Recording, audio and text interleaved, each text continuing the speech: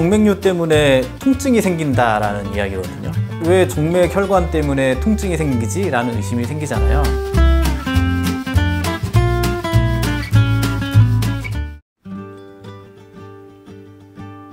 이 정맥과 관련된 정맥성 통증이 생기는 이유는요, 정맥 안에 압력이 높아지는 것 때문에 생기는 게 1번, 그 다음에 정맥의 압력이 높아지면서 결국은 정맥의 기능이 잘못되는 것 때문에 생기는 거예요. 그래서 정맥 내 고혈압이라고 하거든요. 정맥의 피가 제대로 심장을 향해서 빠져나가질 못하고 자꾸 쌓이고 정체가 됩니다. 이 정체가 되는 것 때문에 문제가 되는 건 뭐냐면, 이 정맥피가 우리 몸에서 탁한 피예요. 그래서 염증 물질이나 이산화탄소, 찌꺼기 같은 것들이 쌓여서 빠져나가는 일종의 하수도인데, 이 하수도가 정체가 되거나 막히거나 거꾸로 역류를 해버리면, 변기가 막히면 역류하고 홍수가 나듯이 정맥 혈관이 막히거나 정체가 되거나 역류가 돼버리면 여러 가지 증상들로 나타나는 게 결국은 정맥성 통증이라고 말씀을 드리고 싶고요. 이런 정맥성 통증이 생기는 것 때문에 우리의 삶의 질이 굉장히 많이 떨어질 수밖에 없습니다. 이 정맥성 통증과 관련된 이제 증상이라고 하면은 대부분은 그냥 뭐 불편감? 근데 불편한데 어떻게 불편하냐? 좀 저리다?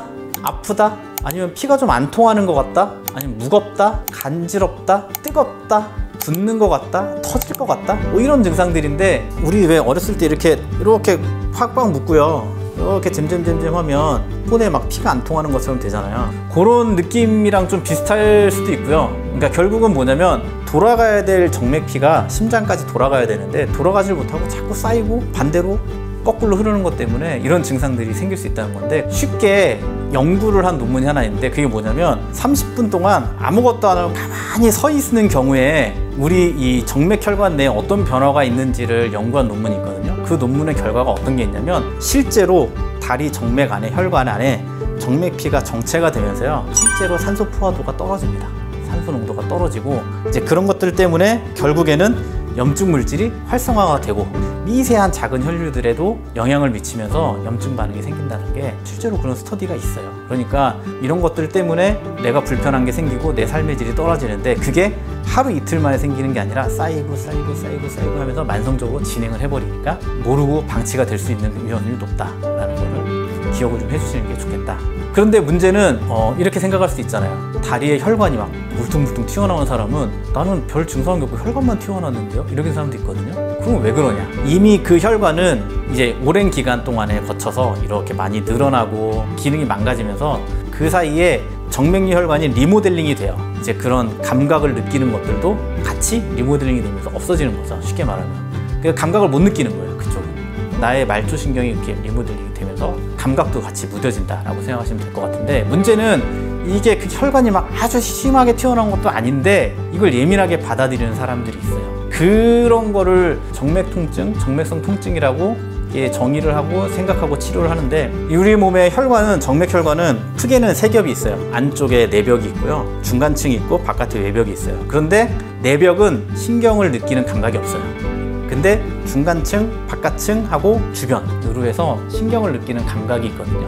근데 그 감각의 분포가 사람마다 조금씩 다른 걸로는 돼 있는데, 어떤 감각을 예민하게 받아들이는 것에 따라서 통증이라든지 불편함의 증상도 다 다른 것 같아요. 이거를 통증이라고 얘기를 하는 것 자체가, 우리가 뭐 뼈가 부러지거나 뭐 근육이 째지거나 해서 아픈 거만 통증이라고 논다 그러면, 지금 제가 말씀드린 증상은 통증에 해당이 안 될 수도 있어요. 그런데 이걸 아프다고 표현하거든요, 사람들은. 좁은 의미의 통증을 얘기하면 얘는 통증이 아닌데? 라고 얘기할 수도 있기 때문에, 정맥성 통증을 얘기를 한다면 연구하기가 굉장히 애매할 수 있는 거죠. 그러나 이런 거는 확실히 존재한다라는 거를 저는 진료현장에서 매일 보니까,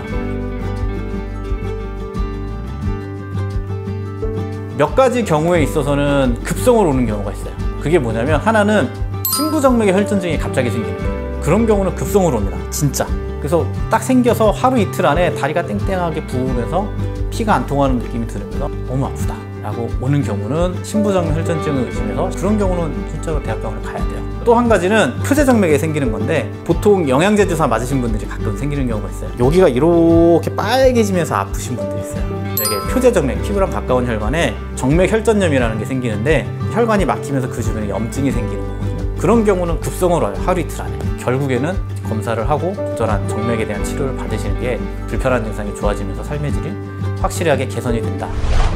네, 이번 영상에서는 정맥성 통증, 소위 정맥 통증이라는 것이 어떤 원인에 의해서 생기는지에 대해서 설명을 좀 드렸고요. 그래서 이런 정맥과 관련된 여러 가지 불편함들이 생기거나 만성적으로 방치될 위험이 높기 때문에 불편한 증상 때문에 내 삶의 질이 떨어지는 것 같다라고 하신다면, 이런저런 원인을 찾다가 또는 잘 치료가 안 된다라고 하신다면 정맥과 관련된 원인을 좀 찾아보시기를 권해드리고요. 정맥의 혈류가 실제로 어떤지를 초음파로 검사를 해보면 되기 때문에 정맥류를 잘 보는 클리닉에서 검사를 받으시고 잘 치료를 받으셔서 삶의 질을 높은 곳으로 한번 올려보시기를 추천을 드려보고 싶습니다.